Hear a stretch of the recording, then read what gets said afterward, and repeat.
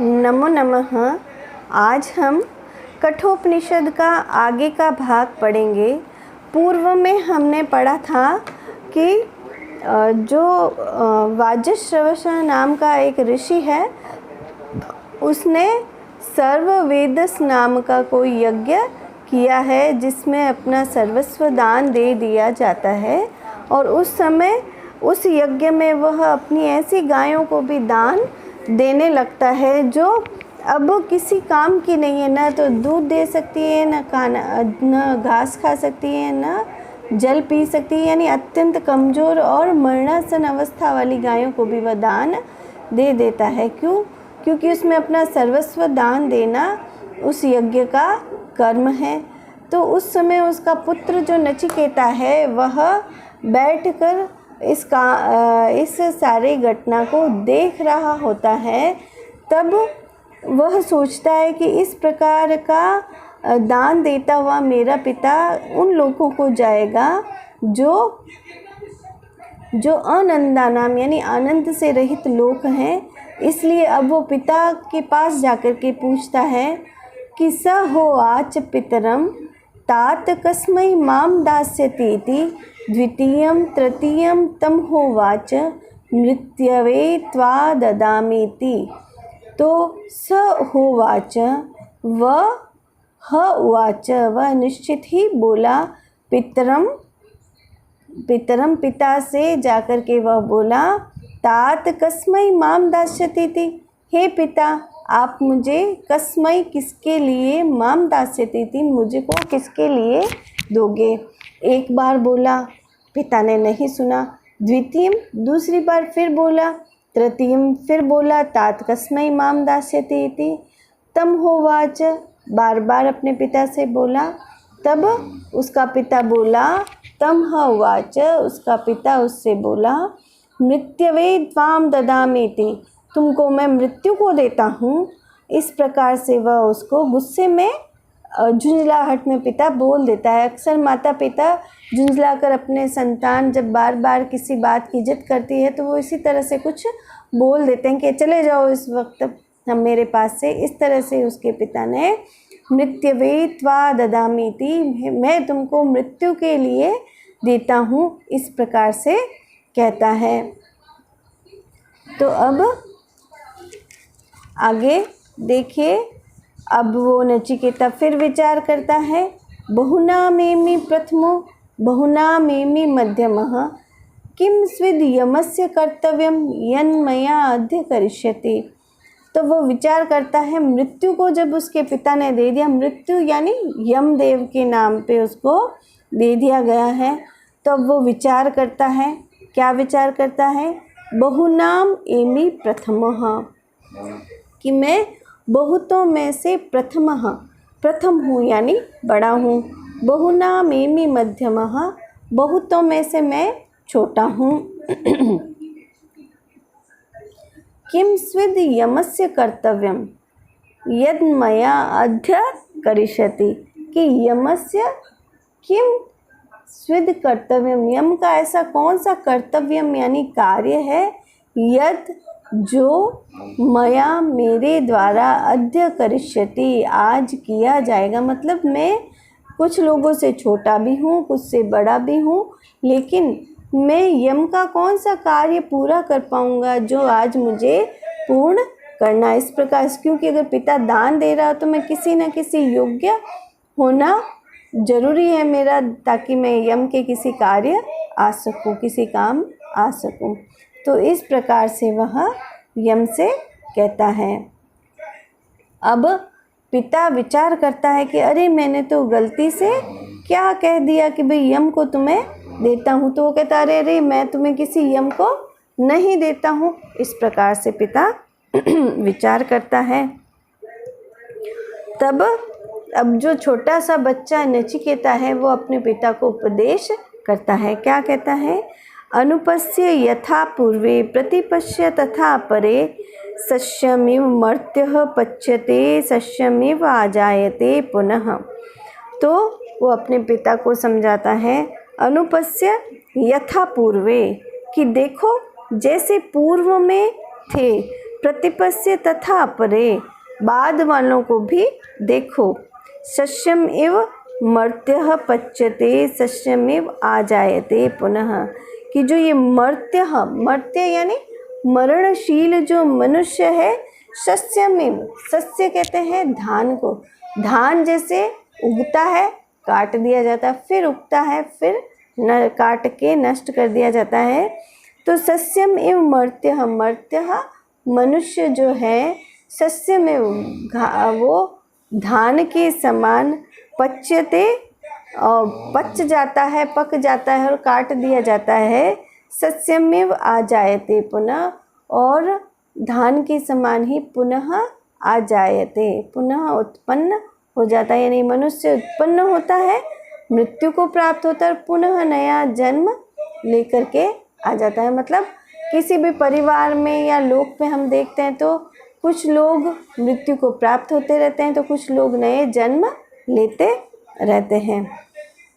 तो इसलिए वो अपने पिता को समझाता है कि अनुपश्य यथा पूर्वे, देखो पूर्व में जैसा हुआ था, प्रतिपश्य तथा अपरे, कि बाद में भी ऐसा ही होगा, यानी पूर्व में भी देखा है कि कुछ लोग मरते हैं, कुछ जन्म लेते हैं, इसी प्रकार से आगे भी होगा कि कुछ मृत्यु को प्राप्त होंगे, यम को प्राप्त होंगे, और कुछ वापस पुनः नए नए बच्चे जन्म लेते रहेंगे। यानी मनुष्य का ये स्वभाव है कि वो जन्म लेता है और मृत्यु को प्राप्त होता है, पुनः जन्म लेता है और मृत्यु को प्राप्त होता है।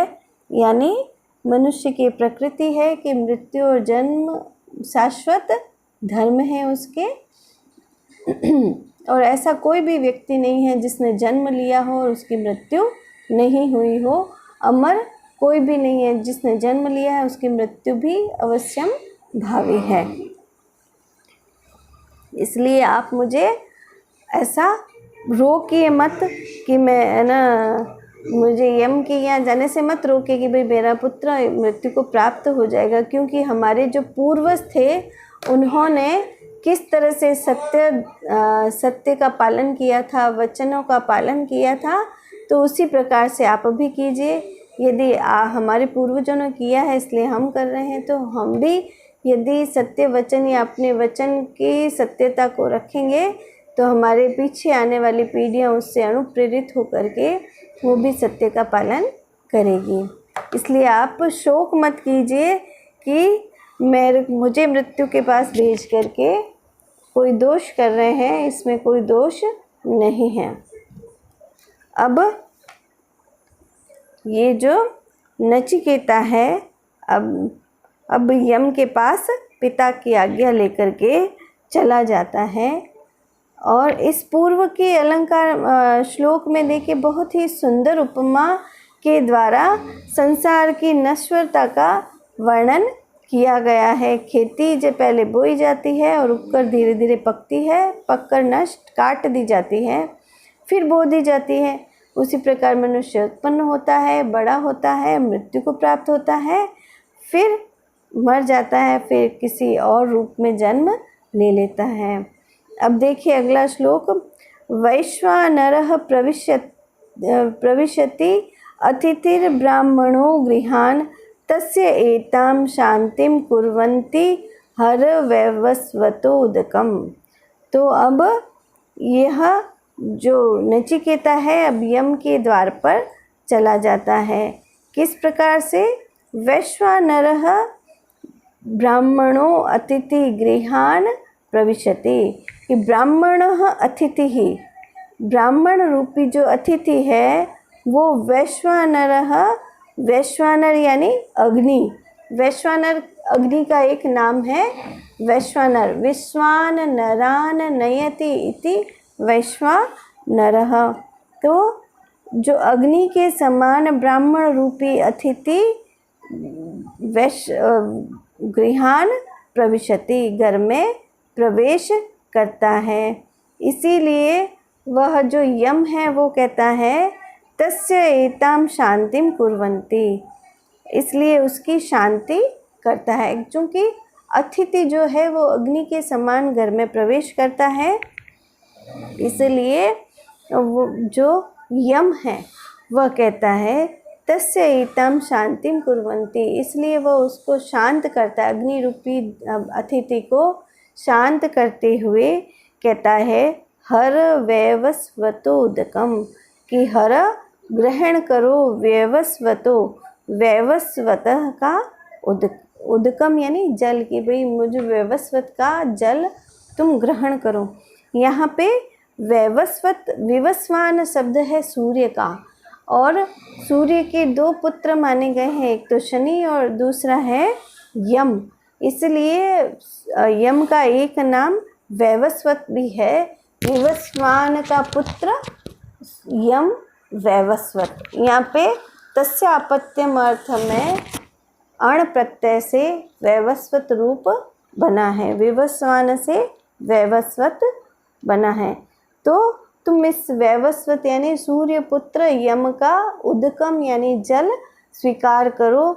तो हम देखते हैं कि लोक में भी जब हमारे घर में अतिथि आता है तो हम सर्वप्रथम उसको जल आदि दे करके उसको शांत करते हैं और उसको भोजन आदि करा के तृप्त करके फिर भेजा जाता है। यानी हमारे यहाँ अतिथि को देव के समान माना गया है, लेकिन यहाँ पर तो जो यम है वो कहता है कि हमारे घर में जो अतिथि है वो अग्नि के समान प्रवेश करता है, इसलिए उसको प्रसन्न करके भोजन पानी पिला के फिर भेजना चाहिए, ताकि हमारे घर की सुख समृद्धि बनी रहे। जिसके घर में अतिथि भूखा प्यासा जाता है तो उस घर की सुख समृद्धि चली जाती है, ऐसी एक भारतीय परंपरा है हमारी। इसीलिए अतिथि देवो भवः की परंपरा हमारे यहाँ चलती है।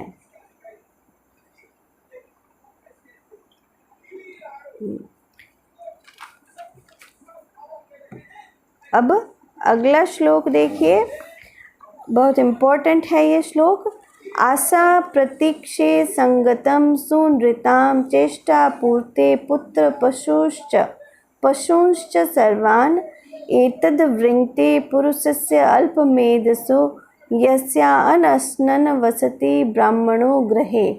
तो अब कहते हैं कि जिसके यहाँ अतिथि यदि भूखा प्यासा बैठा रहे तो उसका क्या नष्ट हो जाता है या उसके क्या क्या दोष उत्पन्न हो जाते हैं, वो देखिए कि आशा प्रतीक्षे, उस मनुष्य की जो आशा है कि मुझे भविष्य में ये प्राप्त होने वाला है, प्रतीक्षे, और जो उसकी प्रतीक्षाएं हैं कि भाई मेरा ये फल प्राप्त ही होने वाला है। संगतम, अच्छी संगति का जो फल है, सुनृताम यानी सत्य बोलने का फल, इष्ट और अपूर्त कर्मों का फल। इष्ट यानी जो नदी तालाब आदि की सफाई या तालाब खुदवाना, कुएं खुदवाना आदि तो हो गया इष्ट कर्म, इष्ट कर्म तो हो गया स्वर्ग आदि प्राप्ति के लिए जो यज्ञ कर्म किए जाते हैं वो इष्ट कर्म है। अपूर्त कर्म हो गए जो मनुष्य सत्कर्म करता है संसार में, तालाब कुआं आदि खुदवा करके परोपकार के जो कार्य करता है वो अपूर्त कर्म है, वो भी नष्ट हो जाते हैं। पुत्र पशुश्च सर्वान्, उसके पुत्र उसके पशु सभी सर्वान् सभी नष्ट हो जाते हैं। एतद् वृङ्क्ते पुरुषस्य अल्प मेधसो, उसके सभी नष्ट हो जाते हैं। वृङ्क्ते यानी नष्ट हो जाते हैं, किसके? अल्प मेधसो पुरुष से, उस अल्प बुद्धि वाले पुरुष के सब नष्ट हो जाते हैं। अल्प बुद्धि वाला पुरुष कौन है?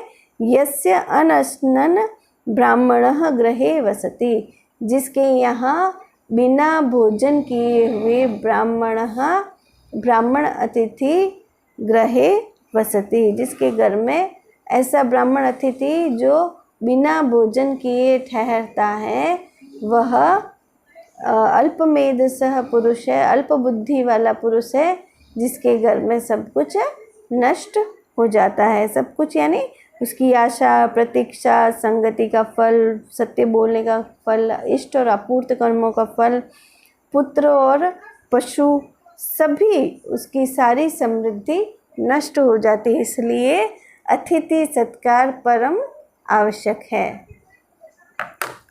धन्यवाद। आज हम इतना ही रखेंगे, इससे आगे हम कल करेंगे।